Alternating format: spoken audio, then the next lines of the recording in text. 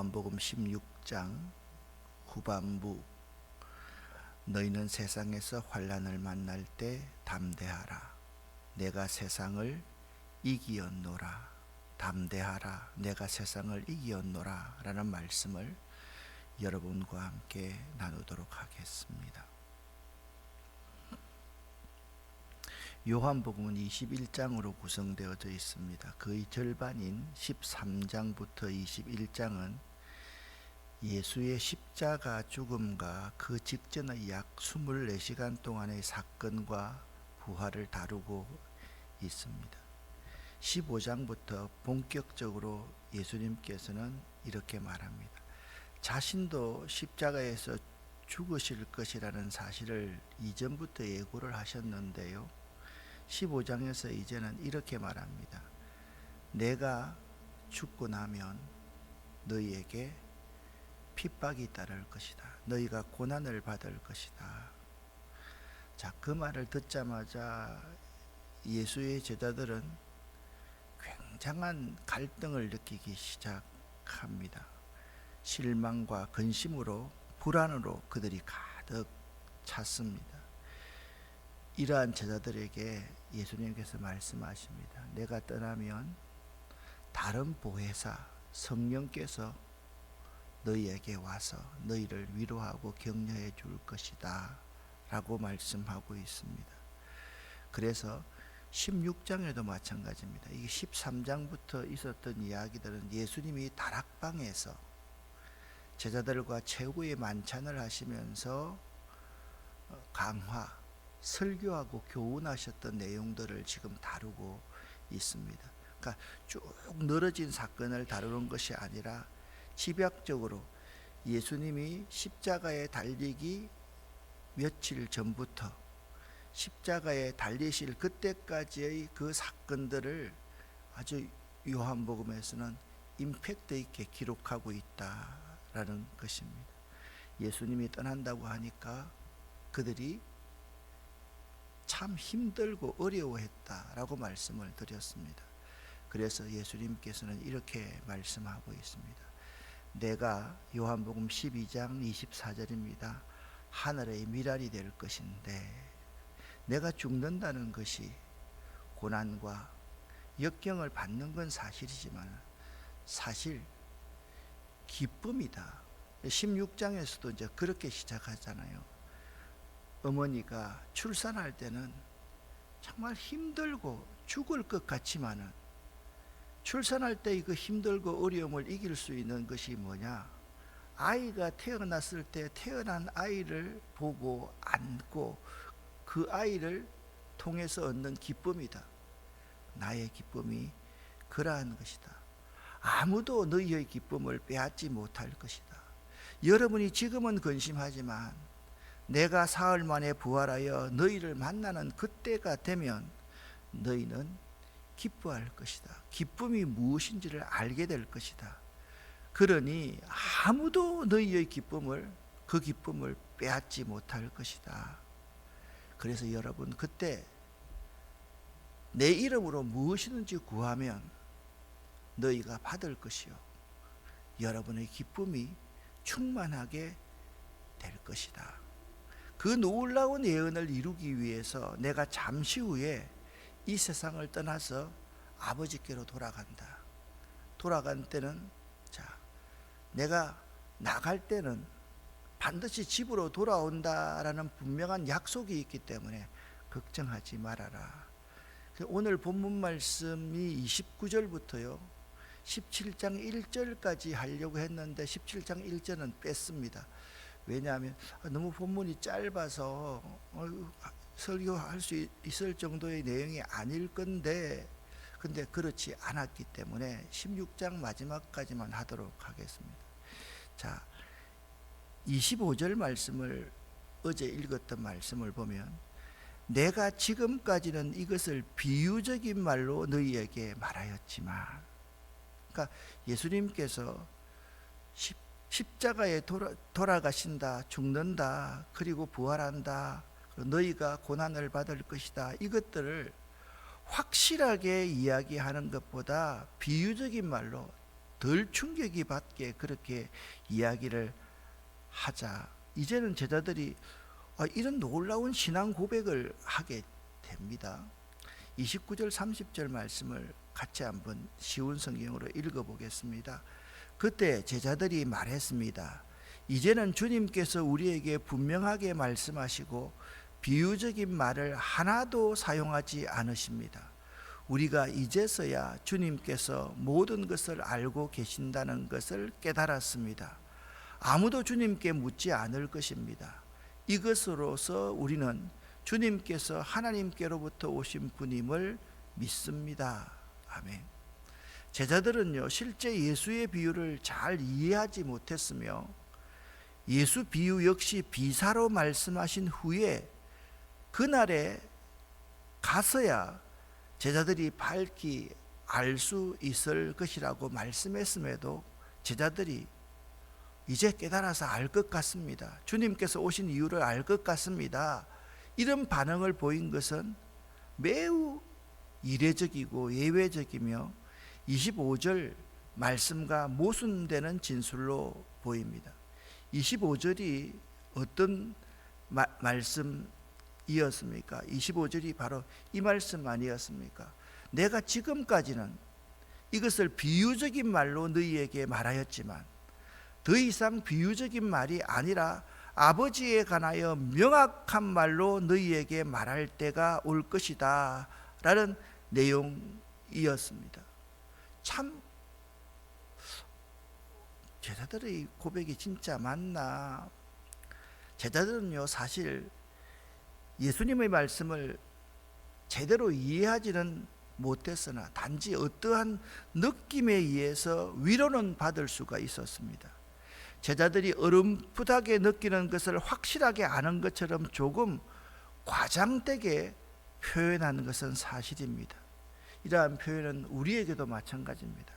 우리가 예수를 믿고 복음의 의미를 조금 손톱 밑에 때만큼 아주 깨닫고 미미한 지식을 가졌음에도 불구하고 온전히 알고 있는 것처럼 더 확신 있게 외치는 것과 마찬가지일 수 있다라는 겁니다. 우리도 있잖아요. 예수 만나서 요만큼만 변하면 자기 인생 전부가 다 변한 것처럼 그렇게 이야기할 때가 참 많습니다. 그러나 우리가 사실 그런 불완전한 존재라는 사실을 모를 때가 참 많이 있다라는 겁니다. 사실요, 깨달음이라는 것이 다 알 것 같으면서도 또 모르는, 또 이상하게 행동하는 것의 반복입니다. 그러니까 인간은 온전히 깨달을 수가 없다라는 겁니다. 사실 제자들은 예수님의 십자가와 부활의 일련의 과정을 경험하면서 진정한 깨달음은 나중에 온전히 가졌지, 예수님이 부활하시고 난 이후에 온전히 가졌지, 사실 지금 과정에서는 온전히 깨달을 수가 없다라는 말입니다. 우리들도 마찬가지가 아닌가 생각해 볼 수 있기를 바랍니다. 혹시나 저와 여러분들 가운데 조금 알고 있으면서 다 깨달은 것처럼 말하고 행동하고 있는 우리의 모습을 한번 되돌아보고, 첫째도 겸손, 두 번째도 겸손, 세 번째도 겸손, 첫 번째도 부족, 과정에도 나는 부족합니다. 다 깨달은 것 같으면서도 나는 부족하고 연약합니다 라고 고백할 수 있어야만 합니다. 제자들이 이렇게 말하고 있지 않습니까? 우리가 지금에서야 주께서 모든 것을 아시고 깨달았습니다. 모든 것을 온전히 아는 것은 제자들이 아니라 예수님이라는 사실을 우리는 알아야 됩니다. 내가 깨달은 것이 아니라, 나는 깨달았다 할지라도 말씀드렸듯이 손톱 밑에 때만큼 깨닫는 것이고 모든 것을 온전히 아시는 분은 예수님밖에 없다. 이 사실을 여러분과 제가 바로 알아야만 됩니다. 단지 제자들은 모든 것을 아시는 예수를 안다고 고백할 뿐입니다. 예수는 제자들뿐만 아니라 모든 사람들 마음속에 있는 것들을 다 아시는 분입니다. 여러분, 이것을 오늘 새벽에 확실하게 고백할 수 있기를 바랍니다. 우리들은요, 단지 모든 것을 다 아시는 예수님을 안다고 고백하기만 하면 됩니다. 영생은 곧 유일하신 참 하나님과, 요한복음 17장 3절입니다. 그의 아들 예수를 아는 것이니이다 라고 영생의 의미를 말하고 있는 것이 이것과 아주 유사하다라는 것을 알아야 됩니다. 그래서 예수님은 제자들 마음속에 있는 의문을 아시고 그 의문을 해결해 주실 수가 있으신 분입니다. 그래서 제자들은 예수의 능력이 하나님께로부터 왔다라는 것을 믿었던 것입니다. 그러나 이 믿음은 지극히 연약하여서 그들이 고난을 극복할 만큼의 믿음은 되지 못합니다. 어떤 면에서 오늘 29절 30절에서 언급된 제자들의 고백은 예수를 위해 자신의 목숨을까지도 버리겠다고 호언장담했던 베드로의 모습과 매우 유사하다고 할 수 있습니다. 베드로가 죽을 때까지 제가 예수님, 주님 아니 버리겠습니까? 그게 말이 됩니까? 제가 칼 가지고라도 예수님을 지키겠습니다 하고 말했을 때, 베드로야, 그런 말 쉽게 하지 말아라. 네가 오늘 닭 울기 전에 3번 나를 부인할 것이다. 그럴 리가요. 아니 이 가운데 나를 팔 사람이 있을 것이다. 제자들이 뭐라고 그랬습니까? 내니까? 설마 저는 아니겠지요? 말했던 그들의 모습을 오늘도 반복하고 있다라는 모습을 생각할 수 있어야 됩니다. 베드로에게 말합니다. 마음은 어디로 돼? 육신은 연약하구나. 그 말을 마찬가지입니다. 그들은요, 스승 앞에서 스승의 가르침을 이해한 것처럼 대답했으나 어디까지나 그들의 이해는 아직 불완전합니다. 그래서 이 불완전한 고백을 넘어서는 말씀이 31절 32절 말씀입니다. 함께 읽어보겠습니다. 예수님께서 대답하셨습니다. 이제 너희가 믿느냐? 그러나 잘 들어라. 너희가 뿔뿔이 흩어질 때가 다가오고 있으며 이미 그때가 되었다. 너희는 저마다 자기 집으로 흩어지고 나를 혼자 버려둘 것이다. 그러나 나는 혼자가 아니다. 그것은 아버지께서 나와 함께 계시기 때문이다. 아멘.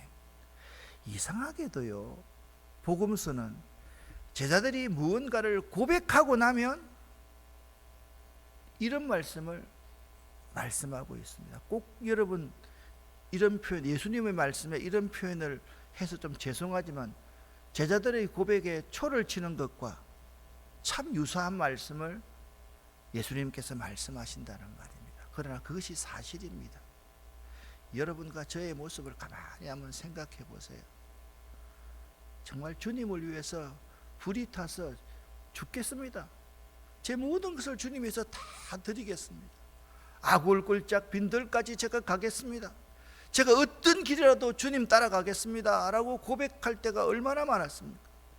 그런데 여러분과 저의 삶의 99.9%는 주님이 아니라 나이고 내 자식이고 나의 아니고 나의 평안밖에 없다는 사실을 생각해 보면 참 이해가 되는 말씀입니다.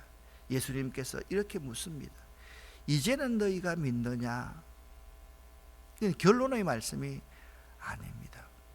제자들은요, 예수를 믿는다라는 말을 반복적으로 지금 하고 있지만 이 문맥은 앞뒤를 생각해서 조심스럽게 상고해 봐야만 되는 말씀입니다. 그들이 믿는다는 고백과 예수를 떠나는 배신 사이에 이 본절이 언급되고 있기 때문입니다. 예수님의 이 질문은 제자들이 아직까지 그들의 사랑과 믿음이 불완전한 상태에 있음을 지적하시기 위해서 이제는 너희가 나를 믿느냐라고 물어보셨습니다. 이 질문은요, 또 한 가지, 너희가 나를 진정으로 믿으려고 하면 너희 스스로의 의지로는 나를 진정으로 믿을 수가 없다. 성령의 도우심이 아니면 너희는 나를 배신하고 배반하고 나를 버릴 수밖에 없다. 그 말씀을 하고 있는 것입니다. 특별히 너희가 흩어지고 흩어질 것이다 라고 말하고 있습니다. 여기 흩어지고라는 헬라어 단어는 원래 이리에 의하여 흩어지는 양떼를 묘사할 때 사용하는 말입니다. 아무리 목자가 있다 할지라도 목자가 가까이 있지 않고 조금만 멀리 떨어져 있으면 이리들이 오면 양떼들은 그냥 흩어지고 흩어지는 그런 모습을 보일 수 있는 것 밖에 없는 연약한 존재인 것처럼 그 흩어짐이 이리떼와 같은 종교 지도자들에 의해서 흩어졌다는 것.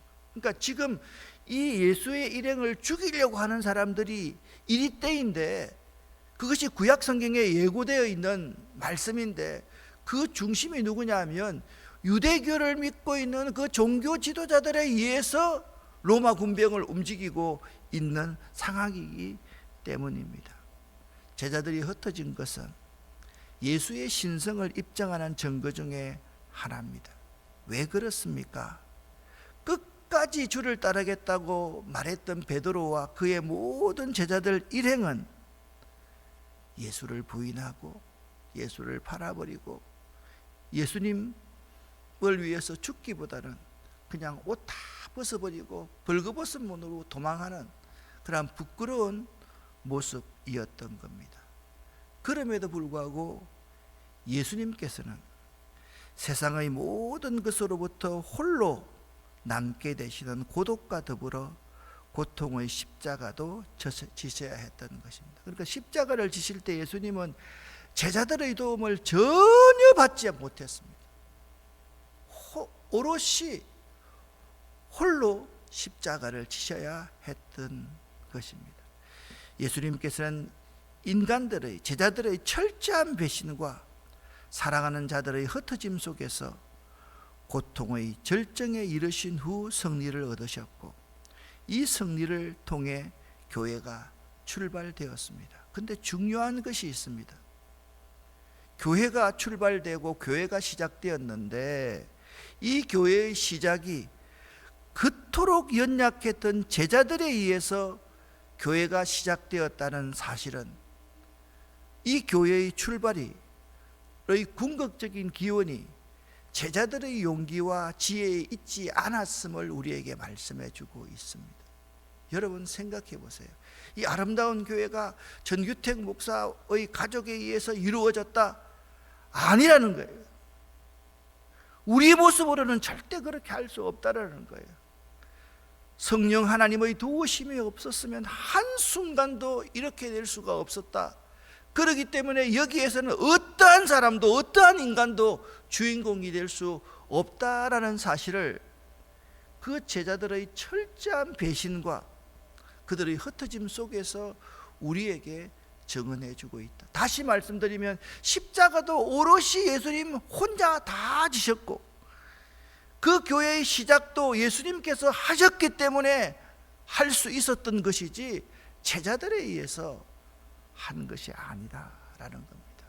그래서 16장까지의 결론, 16장 33절 말씀, 이렇게 말씀하고 있습니다. 함께 읽어보겠습니다. 내가 이것을 너희에게 말한 것은 너희가 내 안에서 평안을 얻게 하려는 것이다. 이 세상에서는 너희가 고난을 당할 것이다. 그러나 담대하여라. 내가 세상을 이기었다. 아멘. 이 세상에서는 너희가 환난을 당하나 담대하라. 내가 세상을 이기었노라 라고 말씀하고 있습니다. 그 말씀의 전제가 이렇습니다. 평안을 누리게 하려 함이라. 고난받을 수밖에 없고 흩어질 수밖에 없는 제자들에게 평안을 말씀합니다. 12장에서 이미 말씀하셨습니다. 내가 주는 평안은 세상이 주는 평안과 같이 아니하다. 나는 너희가 죽고 희생함으로 말미암아 얻을 기쁨과 평안을 말하는 것이지, 돈이 많아서 권력이 높아져서 힘을 가져서 얻을 수 있는 그러한 평안은 결코 아니다 라고 예수님께서 말씀하고 있는 것입니다. 그렇습니다. 우리 예수님께서 주시는 평안은 세상의 것과는 결코 비교할 수 없는 것입니다. 이 평안은 이 세상에서 환난과 핍박을 당하지만 마음속 깊이 솟구쳐 오르는 샘물과 깊은 샘물과도 같은 기쁨에서 비롯되는 것입니다. 그러니 담대하라 말씀하고 있습니다. 이 담대해야 될 대상은 세상에서 당하게 되는 환난입니다. 이 환난과 이 평안은 대조가 되어서 나타납니다. 이 환난과 앞으로 당하게 될 핍박과 평안은 출발점 역시 대조가 되는데, 환난은 세상으로 오지만 평안은 하늘로부터, 예수님께로부터 온다는 사실을 우리에게 분명하게 말씀해 주고 있습니다. 예수님께서 이 환난을 당하지만 평안을 주시겠다, 기쁨을 주시겠다라는 것은 환난을 잘 이기면 반드시 승리가 보장되어 있다라는 사실을 우리에게 말씀해 주고 있습니다. 무조건 그래, 환난 당하니까 담대해야지, 담대하자 이게 아닙니다. 여러분, 우리는 자꾸 내 스스로가 입으로 반복하면 이길 수 있을 거라고 생각하지만 그것은 이길 수가 없습니다. 이 담대함은 예수님께서 하늘로부터 오는 평안을 받으셨던 것처럼 자기는 하늘에 미리 되면서 꼭 말씀드렸듯이 16장 1절부터 말씀드렸듯이 여인이 아이를 낳을 때는 정말 죽을 것 같이 고통스럽지만 그 아이를 품에 안았을 때 오는 그 기쁨은 고통이 아니라 이루 형언할 수 없는 기쁨이듯이 그러한 기쁨을 너희가 맛보기를 바라고 평안을 맛보기를 바란다 라고 말씀하고 있습니다. 너희가 세상에서 환난을 만나나 담대하라, 내가 세상을 이기었노라, 그렇게 말씀하고 있습니다. 내가 세상을 이기었노라. 예수님께서는 이 세상으로부터의 승리를 묘사함에 있어서 항상 동사의 완료형을 사용하십니다. 이 완료형은 그 승리가 미래의 일이지만 온전히 이미 확보되어 있다라는 사실을 말씀해 주고 있습니다. 실제로 예수님께서는 부활하셔서 죽음의 왕노릇하는 자로부터 승리를 거두셨으며 이 세상을 정복하셨습니다. 그런데 지금은 그 이전입니다. 그런데 그 이전에도 불구하고 예수님께서는 우리에게 항상 완료형으로 믿으라고 말씀하고 있습니다. 너희가 앞으로 이 세상에서 박해를 받아 죽게 될 것이지만은 담대하라, 내가 세상을 이기었다. 너희도 지금 고난 가운데 갈등하고 넘어지고 도망가고 싶고 또 도망갔지만 이길 수 있다는 사실을 지금 믿어야지 이길 수 있는 것이지 나중으로 믿어서는 안 된다라고 말씀하고 있습니다. 그래서 사도 바울도 이렇게 고백했습니다. 그러나 이 모든 일에 우리를 사랑하시는 이로 말미암아 넉넉히 이기느니라. 할렐루야, 아멘. 자, 여러분, 이 말씀을 잘 기억해 보시기를 바랍니다. 우리가 당하는 모든 일에, 우리가 생각하는 모든 일에 우리를 사랑하셔서 십자가에 달리셔서 우리를 위해서 먼저 참 기쁨이 무엇이고 참 평안이 무엇이고 정말 승리하는 비결이 무엇인지를 몸소 가르쳐 주셨던 그 예수로 말미암아 넉넉히 승리할 수 있다. 이 사실을 여러분 꼭 믿으시기를 예수 이름으로 간절히 축원합니다. 한마디만 더 하겠습니다. 여러분, 혹시나 이전에 내가 잘못했는데 회개합니다 해놓고 또 우리가 반복적으로 그런 행동을 하지 않습니까? 걱정하지 마세요. 여러분, 우리는요 10번 100번, 그래서 베드로에게 말합니다. 490번까지 내가 너희를 용서한다, 무한히 용서한다. 그러니까 뭡니까? 우리가 무한히 죄를 지을 수밖에 없는 존재이다, 무한히 부족한 수밖에 없는 존재이다. 그러니 너를 사랑하시는 예수로 말미암아 넉넉히 승리할 수 있다는 사실을 결코 잊지 말아라. 그걸 우리에게 말씀하고 있습니다. 기도하겠습니다. 너희가 세상에서 환난을 만나나 담대하라. 내가 세상을 넉넉히 이기었노라 말씀하시는 우리 예수님을 찬양합니다. 감사합니다. 우리는 날마다 넘어지고 깨어지고 배신하고 또 예수님 버리고 예수님 십자가에 못 박지만 예수님께서는 그래, 내가 너를 안다. 내가 너를 이해한다. 하나님, 저들이 무슨 일을 하는지도 알지 못하고 행합니다. 그렇게 무한히 용서해 주셨지 않습니까? 그 사랑, 그 은혜 잊지 않도록 도와주시고 이 모든 일에 우리를 사랑하시는 그 예수 그리스도로 말미암아 넉넉히 승리할 수 있음을 믿는 저희들 될 수 있도록 도와주시옵소서. 한순간도 내가 이길 수 있다고 생각하지 않도록 도와주시고 예수 이름, 예수님 의지함으로 이길 수 있음을 고백하는 겸손한 저희들 될 수 있도록 도와주시옵소서. 조금 알면서, 조금 깨달았으면서, 조금 변화되었으면서 다 된 것처럼 말하는 어리석은 자들 되지 않도록 도와주시옵소서. 예수 그리스도 이름으로 축복하옵고 간절히 기도 올립니다. 아멘.